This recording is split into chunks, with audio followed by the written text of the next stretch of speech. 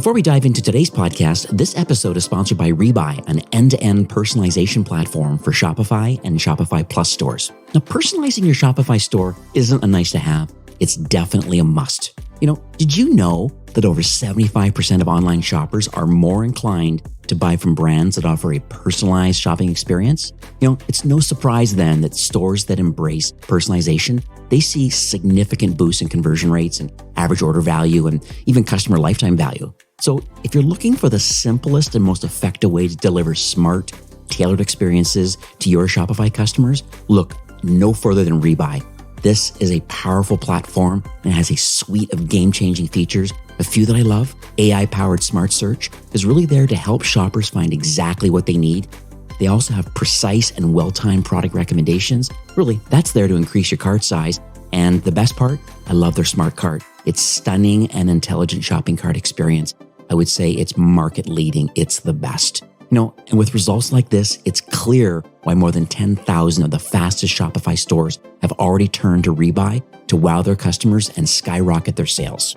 So don't miss out on the personalization revolution, because it's happening right now. And as a special guest to Ecommerce Fastlane listeners, Rebuy is offering the first 45 days absolutely free. And all you have to do is go to rebuyengine.com/Fastlane, and there you can sign up and get going on this platform absolutely free. You're listening to Ecommerce Fastlane, the podcast show to help you build, manage, grow, and scale a successful and thriving company, powered by Shopify. Listen to real conversations with partners and subject matter experts as they share proven practical strategies, platforms, and the best Shopify apps to help you accelerate your business. The time is now for you to improve efficiencies, grow revenue, profit, and lifetime customer loyalty. Please welcome your host, startup founder, and strategic advisor, Steve Hutt.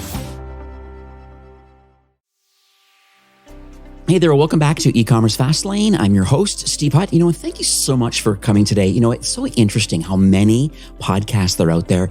It's incredible. I actually went to a tool that I use that kind of tells me how many podcasts are live, and the global rank right now, there's over 3.3 million podcasts worldwide. And I just want to thank you so much for taking the next 30 minutes or so and listening to this episode. It's going to be a very interesting episode. A good friend of mine, his name is Chase Clymer. He's the founder of a company called Electric Eye, and they're electriceye.io. They also have a podcast, which I love. It's called Honest Ecommerce.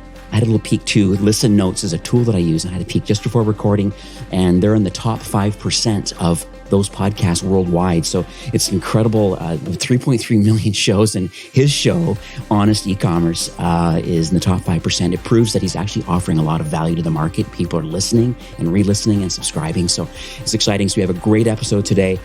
A lot of things we're going to talk about today about migrations. I think we're going to talk about some redesign things and some optimization things. Chase, this is episode number 2 for you. And believe it or not, the last time you were on the show was January of 21, but welcome back. I'm so excited to be here, Steve. I do not remember our last conversation, to be completely honest. Yeah. This is all I'm about. I'm about being honest with people. But I do remember having a lot of fun, and I remember us talking way too much before and after about all the nerdy stuff that excites us. So I'm excited to share that passion on this episode with everyone listening. Absolutely. Yeah. I just had a peek of it too. And we talk a few things about like design and marketing, kind of some case studies. And we talked about, old school, when you were going down the Facebook and Instagram ad course kind of thing that Shopify had. And it was so interesting.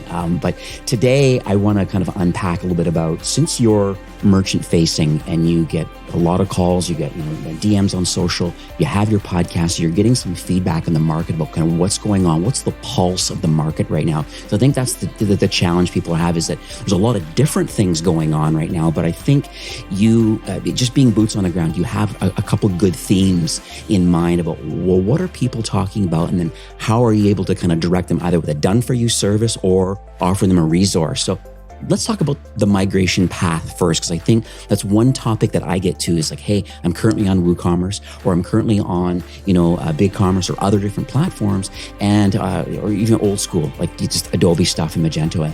They're finding some challenges of all the problems of having to self-host and not having Shop Pay as the accelerated checkout option. So let's talk about the migrations and kind of what you guys are doing and how easy or how scary it can be if it's not done right. Absolutely. I would say that migrations are one of our specialties at the agency, mostly just because we kept finding ourselves coming in and fixing things after they went wrong when people got kind of oversold by someone that didn't really know what they were doing. So this kind of made us look back and think on like all the migrations that we'd done and just really make our process really, really good. I mean, one of the biggest tools out there to assist with migrations is Matrixify, and we're like one of the few partners that's listed on there as a migration expert as well.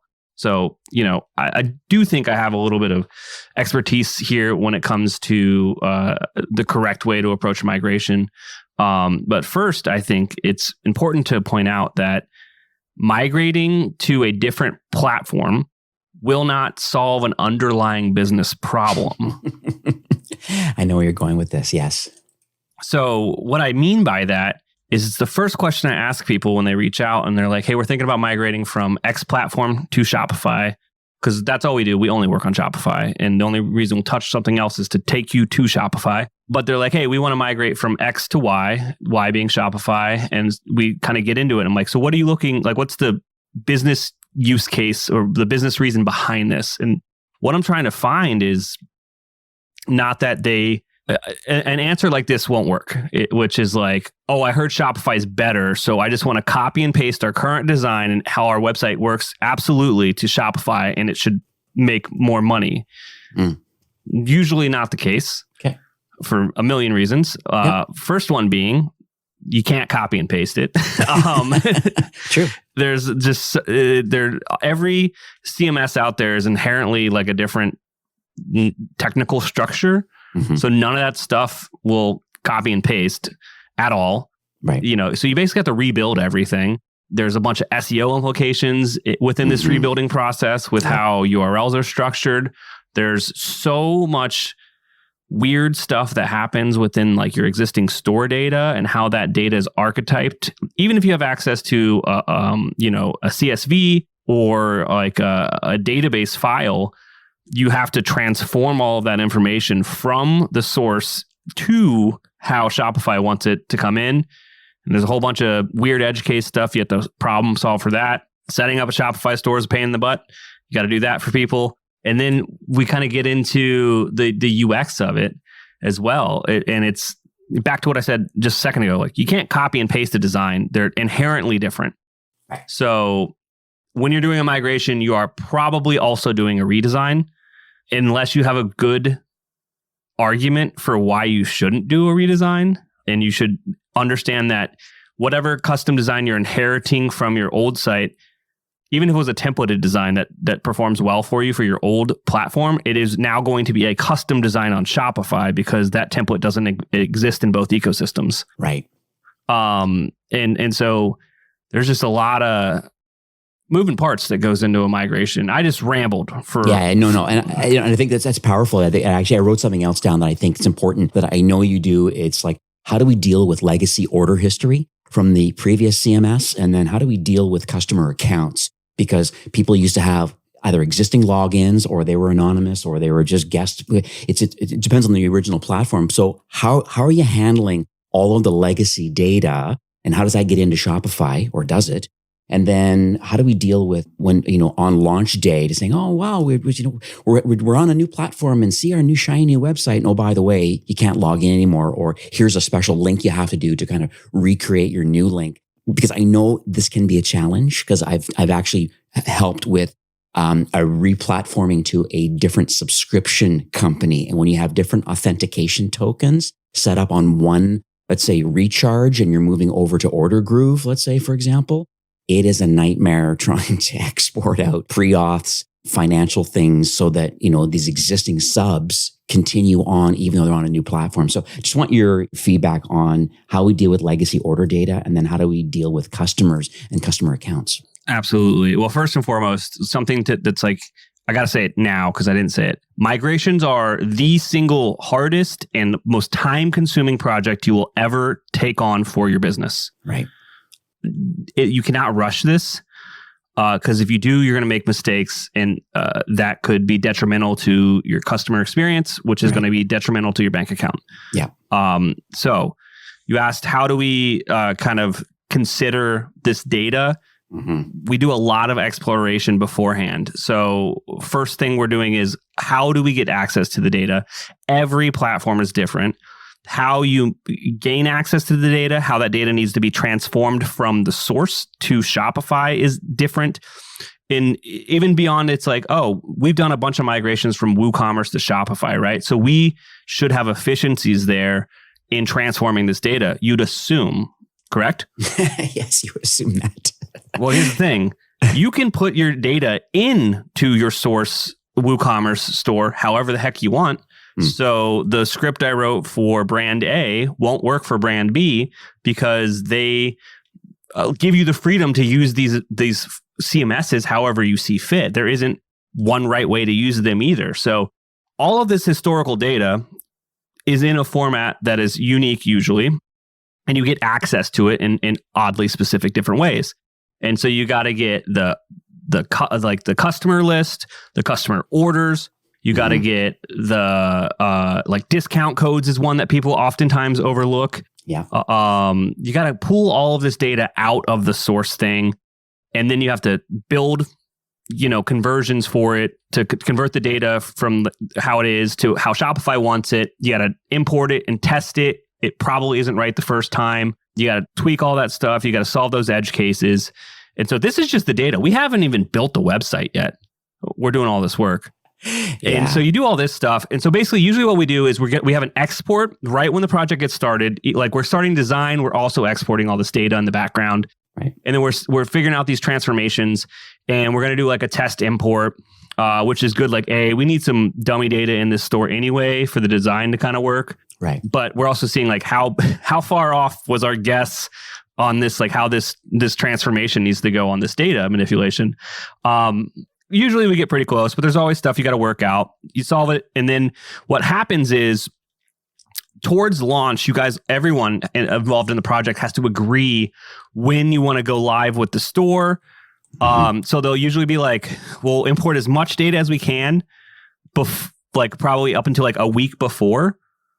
And then we'll just call that we'll call that date, we'll just draw a line in the sand there. So all of that historical data we figured out. And now that we push that over into the new Shopify store, and then, we put it live on a Monday or a Tuesday.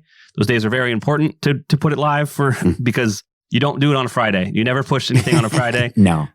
So we're going to launch this thing usually Tuesday morning. It's like at 9 a.m. Eastern Standard Time is when we want to push your new site live. Right. Set up all the redirects. It does whatever it wants for the first hour, and everyone goes the redirects start to work finally, and the new Shopify store is live. And so there'll be like this delta between, the last Friday when we pulled the data out and like all the orders over the weekend, and like there'll be this time where you set your name server with your URL, like let's say steveshats.com. We migrated you and we redirected it to Shopify.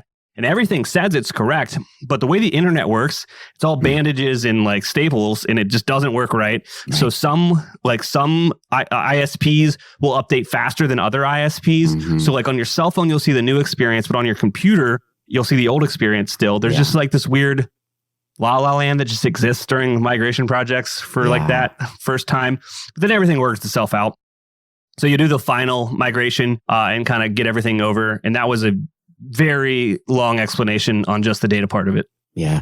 I guess the reason why that I wanted to have you explain it a bit, at least some of the TLDRs around it, is the fact that it is a really complex thing. I've been around those processes with a lot of brands over my years in commerce. And you're right about not rushing it. And every project is different. There are some, I say, economies of scale here, through your agency, because you've done a lot of them. And so been there, done that, but there's always something new that can crop up.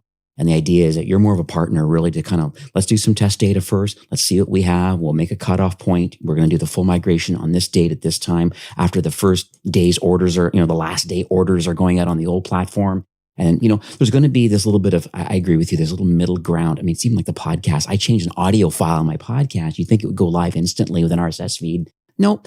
Everybody has their own ways of crawling and caching. Shopify is the same way. I think they're using Cloudflare, I think is their content delivery network around the world. But who knows how quickly that gets updated in real time with 5 million stores. Even though your store is, you're one of the 5 million, it's still, there's going to be a delay between a lot of that. And, you're right. Mobile experience can be different sometimes than desktop experience after you push live. So it's pretty interesting. Yeah. And we didn't even get to talking about like the difference between the functionality and the UX stuff. Mm-hmm. It's, while you're dealing with all this data stuff, the way that your old store did something may not be the way your new store does something. And you need to be okay with that. You need to trust whoever you're partnering with on their recommendation to solve for functionalities, because Shopify likes to do things the way Shopify likes to do things. Yeah. It may not necessarily be the way that Magento did or Squarespace or WooCommerce. Right. And I feel like sometimes that's a sticking point where we really have to educate the merchant. It's just like, just because that was the process in the past doesn't mean that needs to be the process now. And at the end of the day, the experience is roughly the same. So be open to those things changing. If you have on your old website, like you had some pretty heavy customizations, re-engineering that on the new website is going to take time as well.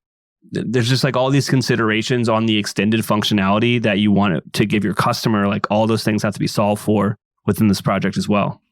And then I found too that there was two different trains of thought around the design elements so we got the data stuff kind of ported over. And then I can appreciate some custom issues that can happen depending on, you have some embroidering option or some special custom things that are, were built into your old site. We can kind of solve those kind of things like one-offs. But then the thought is that do we go with like Dawn as a default theme, like a default Shopify instance, and then do we start creating Figma or some kind of a Photoshop kind of design, UX designs of all of the main key pages, the home page, collection page, product page, and we say, okay, here's the look and feel that we're thinking of? Or are you finding some people say, no, the lower priced kind of migration path is to buy a premium theme for $300 to $500 from a reputable theme developer? There's about 4 or 5 of them that are like the key players in Shopify's world. Do you buy one of those, and then does your team then reskin that up and add a few extra bells and whistles based on the use case of the client? I just wanted to get your feedback about fully custom with a default install of Shopify, or do you think maybe there's an option of going with a premium theme and kind of reskinning it? I have an opinion here, of course.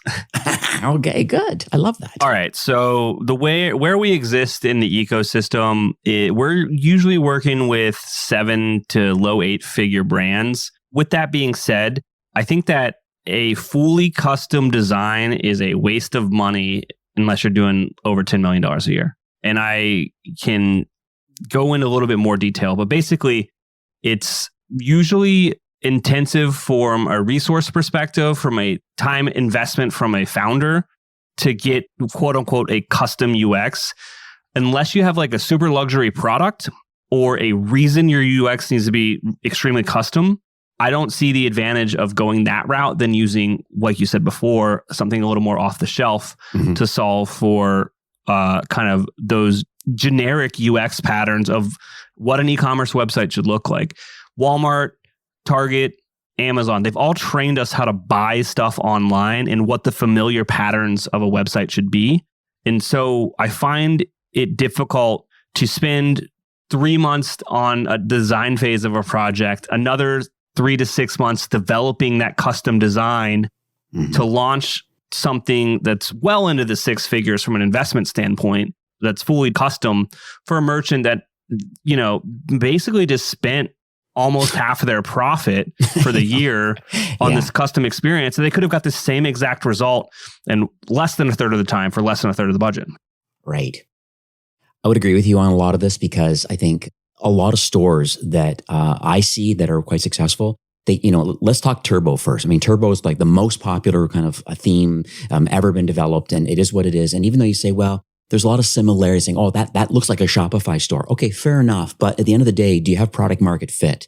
Do you have social proof around your product? If you already have all of these elements, on your old CMS and you're migrating over and you just happen to go with the most popular turbo, fair enough. You can still reskin it and add things like a personalization solution kind of baked into the solution. You can add all the new, as you know, all this stuff, these checkout extensions that are available now, and how you can, especially on the plus side, where you can really get into the code now and really personalize the checkout experience that's very unique to your brand. So even though maybe sometimes people can say, oh, this kind of looks like a Shopify store. Okay, because there's one or two themes that are like ridiculously overused, but there's also some really beautiful other themes that are out there from the same developers that have proven the UX already. And they have a lot of case studies underneath. When you go to the App Store or sort of the theme store, you'll see links to other really successful direct-to-consumer brands and this theme choice, whatever that is. And so it's proven, it works. And then as the theme developers get more experience, they get to learn about what's best practice when it comes to UX and conversion optimization and what's the checkout flow look like and all that. So absolutely. I should probably clarify my opinion a little bit, though. Is I'm saying custom, fully custom. And the word custom means from scratch. Right. This means that you're starting from zero on design and you're starting from zero on development. Now, where I do think brands that have product market fit, Steve, which I would say, I mean, if you're doing over $1 million a year, you're doing something right. You probably know where your customers are and the leverage you can pull to grow the business. Right. So I'd argue you probably have product market fit at that point. Now, I'd say so if you're in this range, between 1 and 10 million, there's a point where you should potentially explore a more customized approach, right, which would be still taking an off-the-shelf theme from a Maestro or an Archetype or Out of the Sandbox, one of these major players, and customizing it to your needs. So what I mean there is you're going to take what the product page looks like out of the box, pull that into Figma. There's awesome plugins. HTML design could just pull that right into Figma for you. Mm-hmm. Have your designers now tweak from that starting place. You're already weeks ahead of the game. And then using this as the starting point for how you're going to approach this customized design allows all of the integrations in QA that have been developed into that core theme over the past couple of years of it being launched are now going to be in your website as well, versus a custom website where it's going to be so buggy, you have no idea. Like that is, I cannot understate just that element of the development process. Yeah. But B, it's, there's like the cool stuff that happens within developing things, like the delayed image loads and the animations and stuff. Those can get inherited into your more customized design by using a more robust theme work as a starting place.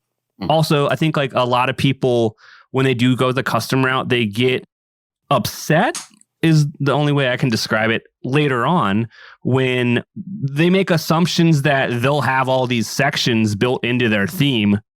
And if it wasn't designed, it wasn't developed, and it's not going to be there later. Yeah. Yeah, totally get it. You know what? I'm thinking about the optimization side of this. So now a brand's made a decision. They have migrated over. Now they're on Shopify. They either went fully custom, or I would agree with you on getting off the shelf and Archetype and kind of reskinning that, and off you go. So what happens next after launch? And I think the original thought is, well, I'm going to move to Shopify because it's instantly going to be better. Well, it's going to be instantly better in a little bit of ways, because number one, you're getting a more UX and conversion focused theme, number one. And number two, you get like the best converting checkout in the world, because you're giving your customers now access to Shop Pay. And Shop Pay is the fastest, best kind of accelerated option for buying. And it connects nicely with the Shop app. And all these things just kind of work well together. What do you think some of the next steps are from an optimization perspective once a site launches? Like, what sort of things are you looking for? And then how do you improve that site? Absolutely. So I'm going to answer this from two different kind of common use cases of customers, or we call them clients. You guys are clients that work with our agency, right? Right. So the first one would be like, we did the migration project. Why isn't it the best thing in the world? Because no one's a genius. Like, things work or they don't, and you're going to figure it out. So how do you do that, right? So you just worked with a partner. You migrated over from Ecommerce to Shopify, and at the end of the day, you're loving it, right? You're enjoying your new site. It's easier for you to manage from like a technical perspective. Your team likes it. Things make more sense. It's not as buggy. Right. But you know, everything can always be better. That's just how life works. Right. So what I would do is I would immediately install some sort of heat mapping software. Hotjar is the number one player in the space. Okay. There's, Lucky Orange, but I'm a big fan of heatmap.com because they have integrated revenue numbers into your heat maps and customer recordings, which is such a just smart idea. Yeah. So it'll tell you what parts of your website are making you money. And then also you can see which parts of your websites kind of don't matter or not making you money. Yeah. So that helps you with ideating and theorizing stuff for split tests and building out, a hypothesis is to test on your website. So you install some heat maps. What else you can do? Customer recordings, review those, see where your website might be broken. Within your analytics, you can see where maybe you're having potential fall-offs on certain technologies or certain screen sizes. So that gives you some things to explore to look and see if there's things that need to be fixed there. You can actually like hire people to explore your website and do actual user testings to kind of see and look for opportunities there. But just ask your customers. I mean, your customers are going to tell you what's wrong 9 times out of 10 as well. So there's a bunch of areas to get ideas to test stuff. And so once you have these ideas, you can prioritize them using something kind of like the ICE method. So it's like impact, like how, I forget what C stands for, but it's like how much you think it's actually going to work. Right. And then ease of that thing. So you kind of rank everything out and then it will kind of show you which ones you should actually do for a test. That ICE thing is like super common in CRO. And then now you have your tests and you start to kind of launch some tests and see if you're going to get kind of an increase in whatever KPI you're going for. As far as like CRO goes for e-commerce, Josh Frank taught me a lot of this stuff. And I would like say bigger tests are better. So what that means is like testing a button color being purple or green, not going to do anything. Right. But if you're gonna like really take this seriously, and you notice a lot of customers are having like you're getting a lot of customers to a certain products page and they're adding it to cart and they're abandoning, and you do some research and you find out, oh, it's because they, aren't sure if it's going to get there by a certain time. Maybe you need to add to the product page kind of like a shipping guarantee in like a date projection. And then you can split that. You can test that version of that page against the control using, there's a bunch of amazing split testing softwares out there right now. So we're huge fans of Intelligems. I think it's the coolest one in the Shopify ecosystem. And you can run a split test that way and it will tell you the exact lift. When you hit a statistical significance that you're okay with, you can even set that number, which is really cool. And it will show you the impact from a conversion perspective, from like an actual money to be made that month to that year as well. It's very, very powerful. All right. So now we got that part out of the way. I want to think the next thing is tech stack. Because I think one thing about Shopify, they have an incredible partner ecosystem. And I think, Harley, right from the beginning, the president now of Shopify, and he calls that one of his claim to fame is the fact that, the bulk of the revenue of partners in the ecosystem, the bulk of the money is actually going to them. And the first $1 million that partners can make by having an app or a connected marketing platform, the first $1 million in profit, actually they get to keep. And Shopify gets $0 because they know that the benefits of Shopify working with partners, because there's certain functionality that I think Shopify, builds for the 80%, but it's that extra 20% that has to be filled in with an app of some sort. There's certain things Shopify is never going to build. And so that's the benefits of maybe the partner ecosystem. And so I have my own kind of little mini list of kind of apps and marketing platforms that I like to connect to. I think kind of post-launch and post some tests and things that you've done to a website. I'd love to hear on your side. I mean, you made a comment about Matrixify. We know Maris, the founder, and he's been on. So that's a great tool for the migration part of it. But what about just overall, just running the website now? If it's email or SMS or personalization engine, or there's lots of different things that you need. So yeah, we're so ingrained in the front end UX of websites and problem solving the stuff for merchants. So we are often the de facto, like, is this app good or not? Is like what we're answering all the time. Right. So we do have a lot of preferred apps and a lot of awesome partners out there. And just like full transparency, some of these apps are partners and we get referral fees from them. Some of them I just think are awesome. I'm not going to differentiate it because I don't care to do that right now. Yeah. But for like, I'm just going to I'm literally just have Slack open in front of me, and the ones that we're good partners with, we have a shared channel with. So this is going to make this really easy. Yeah. For like upsells and cross sells and kind of personalization, huge fans of rebuy and aftersell, especially like the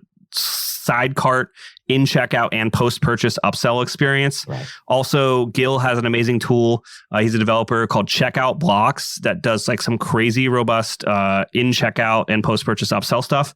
That is, I think, the number one optimization channel that we see as a consultant when we're doing like diagnostics for people is they just let people add the thing to their cart and then don't try to sell them anything else. And it's like, you're leaving so much money on the table there. Absolutely. Yeah. So tools like that, aftersell or rebuy, but also a lot of these themes just have upsells and cross sells kind of built into them now, or building like a certain thing is pretty dang easy. So those are super cool. Another one that I think is pretty awesome that I already talked about was Heatmap. It's kind of like Hotjar if you're familiar with that, but it ties revenue to it. So it's so good for kind of just getting more data that you need for an e-commerce perspective. Okay. There's obviously so many players in the space now when it comes to subscriptions. Recharge is obviously the big one, but we've explored Smarter and Loop subscriptions and Stay AI lately. I think those are kind of powerful solutions if subscription is a big part of your stack. Right. Nostra and their Edge delivery network is really wild. Yeah. Its price point is up there. I think you need to be a pretty successful business for it to make sense for you. But I would take them up on their offer to split test it. And to dumb down what they do is basically Shopify's got their content delivery network all around America. And what Nostra does is they're putting their content delivery networks even closer to your end user than Shopify's are for the entirety of your website's assets, because Shopify only caches a few of them. Right. It's a really, really dumbed down version of what they do. You should talk to them about it, though.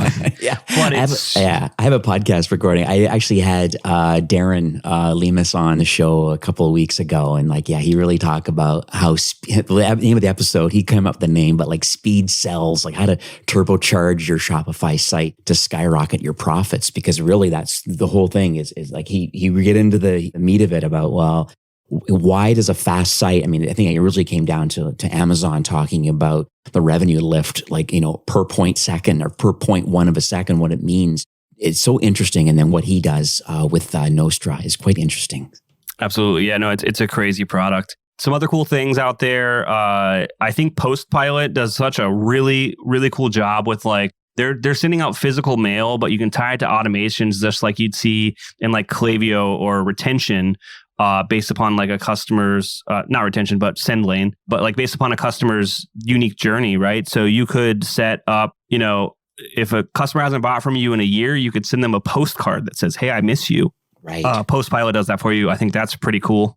Another app that's pretty cool, retention.com. If you're not using it, I don't know why you wouldn't be using it. It just de-anonymizes your visitors. You have to be in America to use it because it breaks the law everywhere else in the world. But in America, you can add more people to your list, which is always going to add more money to your list. And if you're a B2B company, they just launched Retention's B2B version, and it was free when I installed it 2 weeks ago. So I'd look into that.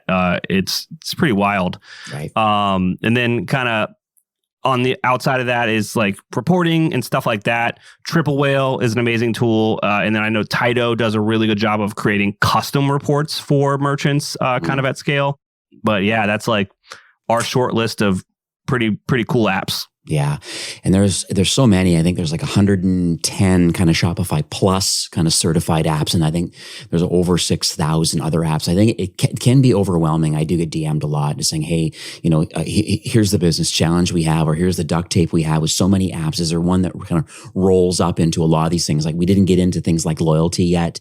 That's another whole, not done well by Shopify, but usually done by Smile or Loyalty Lion or, there's some, I think whatever the challenge is, at least high level challenge, there's usually a solution to help with that. Even if you want to start digging into your influencer marketing challenges, like how are we acquiring and seeding them and growing that kind of the marketing side of the business. That's a great segue because I forgot to say Social Snowball, but they're an awesome partner of ours as well. There you go.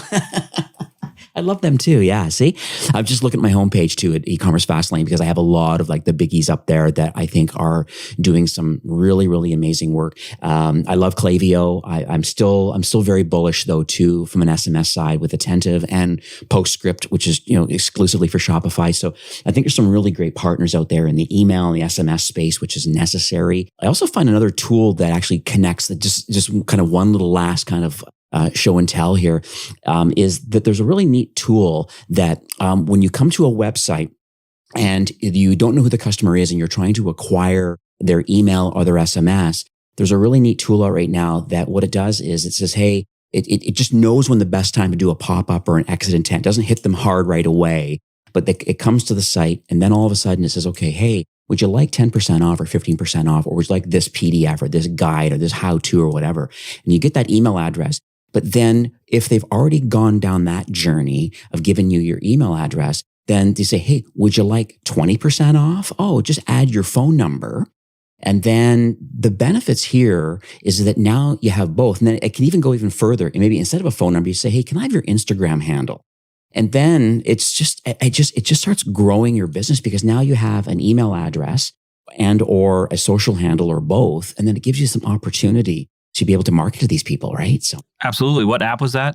Oh, the name of the app is called Gatsby, and Brett Bernstein is the founder. He's been on a few times on our show. He's coming back on again. The platform just keeps iterating, so it's at Gatsby, GATSBY.ai. Really neat tool. Highly recommend you at least have a look at it. There's a free version. Really neat because if you get the Instagram handle or your TikTok handle, then all of a sudden it can look up in real time and find out the social footprint of that particular person. And then the brand owner or marketer can get a notification from the tool itself and saying, hey, this person has 50,000 followers or 100,000 followers. Maybe there's a partnership opportunity with this particular person who's not quite purchased yet, but maybe we'll send them stuff for free, or we'll throw something extra in the box for them with a special handwritten note saying, hey, thanks so much for making a purchase today. Oh, and by the way, we have a partner program and we've given you some little bonus stuff in the box and we'd love to work with you. Or directly start, DMing them because they're large enough to fit. So just want to share that really neat app. It's pretty awesome. Yeah, it is really cool. So it seems to me, besides looking at Electric Eye's website and just based on our conversation, it's clear that you're kind of going down this path of the kind of the CRO. We've kind of done the migration. We've tweaked it. We've organized it. We've got a good tech stack and some recommendations.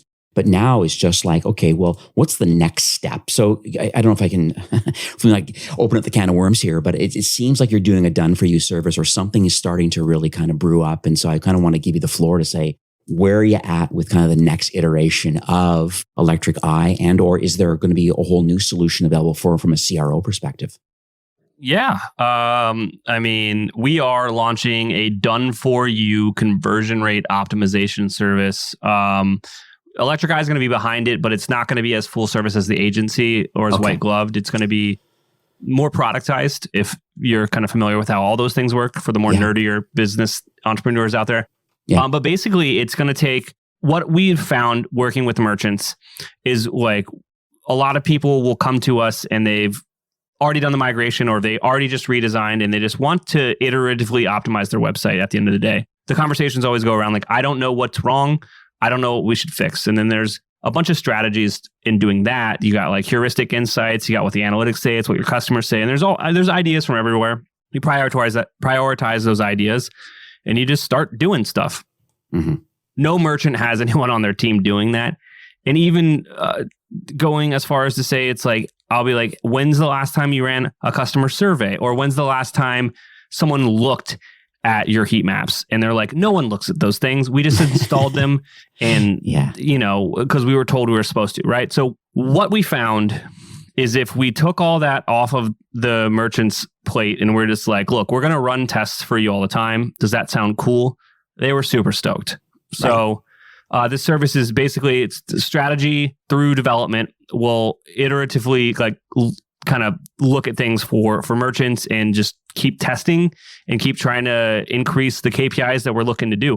So this is, it's a pretty cool service for brands, but you have to have like the numbers to support it.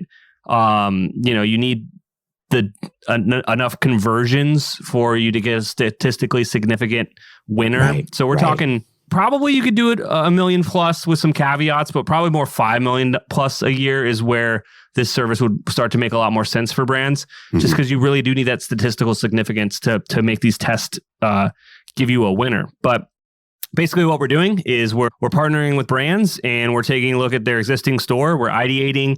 We're finding these ideas through various things, reviews, customer mining, asking your service reps on your team, asking you. Like, you get ideas from anywhere.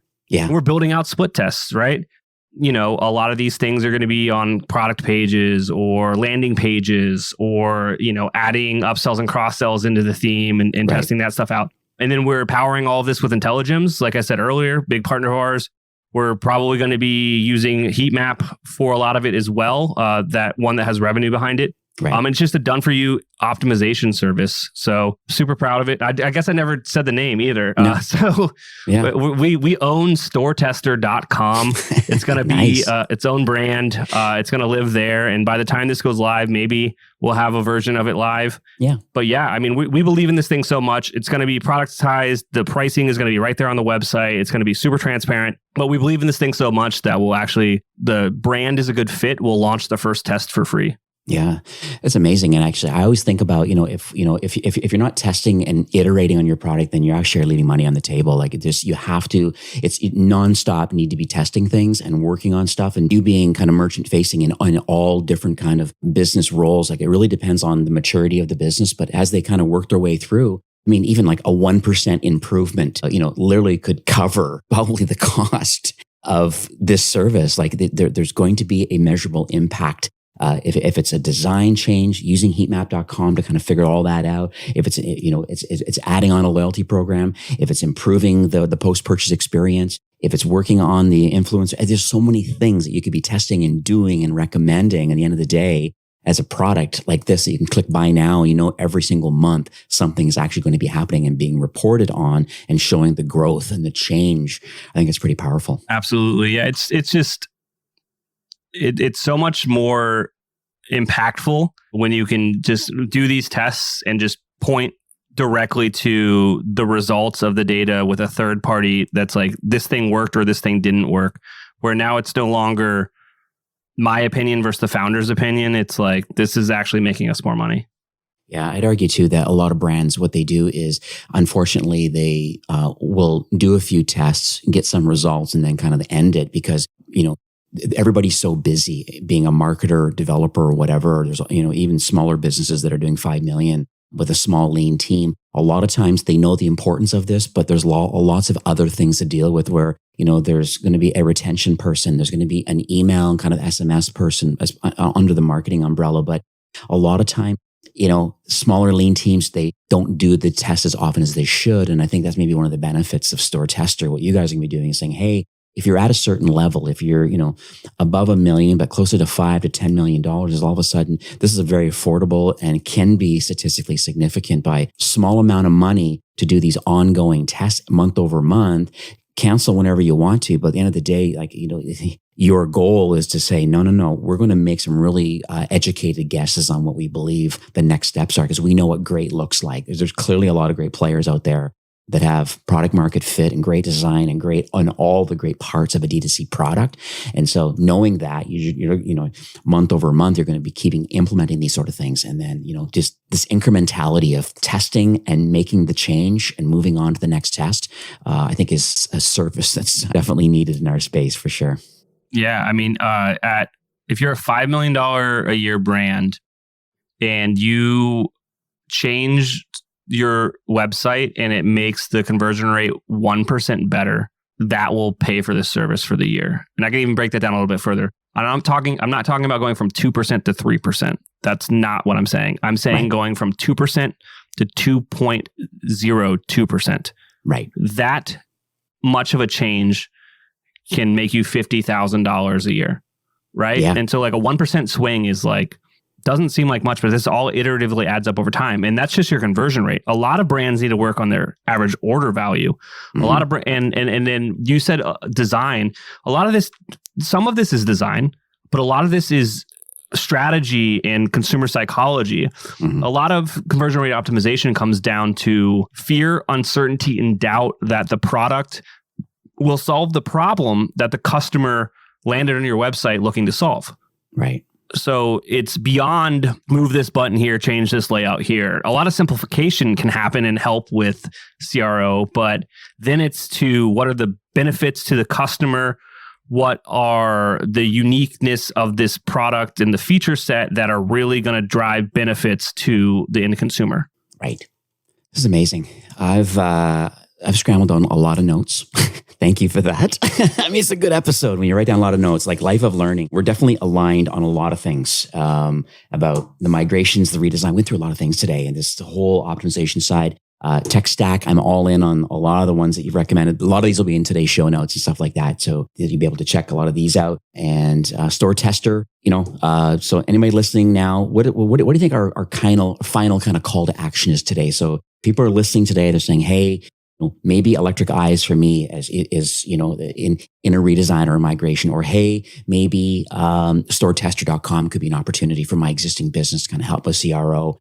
I'm going to pass the torch to you and say, what do you want our listeners to do next if they believe that maybe there's fit for you or the agency or maybe your offer? Yeah. For all of those things, I don't know if I'll have Store Tester's funnel done and set up by the time this comes out. So you might go there and it might just send you over to the same contact form that's on the Electric Eye website. But just go to electriceye.io, hit contact, fill that out, and schedule a call with me. You're going to be talking to me unless I'm on vacation. But it's as simple as that. And I mean, if you're reaching out about a migration, we'll do kind of a whole concierge migration consultation for you and really go deeper on some of this work and kind of just do that on the house to show you what you're actually looking at here and really level set with you there.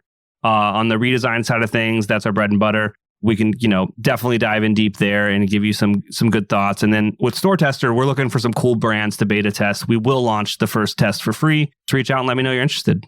And I know on your website you had a really good ebook about how to improve, I think, revenue and different things like that. So I'm not sure where that link is. I remember seeing pop up somewhere, but maybe we'll put that. Can you give us some details on that little ebook you put together? Yeah, it's right here next to me, actually. It's called Double Your Sales. And I wrote it back in 2022. And I'm actually going to be updating it now with basically the whole thing's going to double in size because I'm going to go super, super deep into CRO on the next version of it. So right now it's called Double Your Sales, and it's kind of premise is take the guesswork out of scaling your e-commerce brand with a simple, proven process.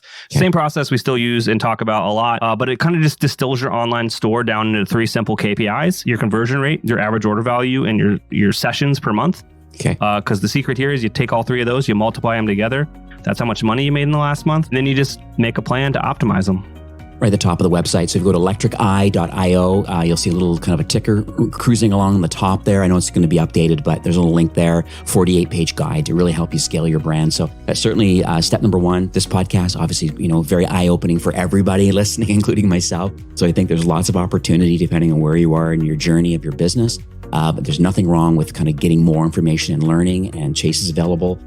Make sure, also just got to throw it out back to you that you have Honest Ecommerce, the podcast, so you can go to Apple or Spotify and kind of subscribe there. I think there's a lot of, there's some really good notable players in our space that, and you're one of them. Even on my own website, I have a link to your podcast because I think there's a lot of ecosystem podcasts, and yours is one of them kind of in my network that I have a list of, along with Kurt Elster, the unofficial Shopify, and Nick and Moyes over at Limited Supply. And there's quite a few. There's some great podcasts out there. Yours is one of them, so I want to make sure that I throw that out.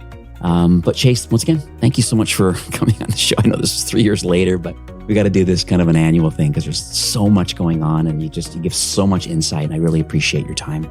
Oh, I had a blast. I feel like I overshared and people are going to be like, this guy's a nerd. That's good though, right? And we're here to help people, and you got a lot of case studies on your website too. So clearly you work with some great brands, and it's been very successful. And so I want to wish you continued success, and thanks so much for coming on the show. I had a blast. Thank you so much, Steve. All right, take care. Well, that's it for today's episode. I'd like to thank you personally for being a loyal listener of Ecommerce Fastlane. It's my hope that this podcast is offering you a ton of value through growth strategies, tactics, and exclusive insider tips on the best Shopify apps and marketing platforms. all with my personal goal to help you build, manage, grow, and scale a successful and thriving company powered by Shopify. Thanks for investing some time today and listening to the show. I'm so proud and excited that you have a growth mindset and are a constant learner. I truly appreciate you and your entrepreneurial journey. Enjoy the rest of the week and keep thriving with Shopify.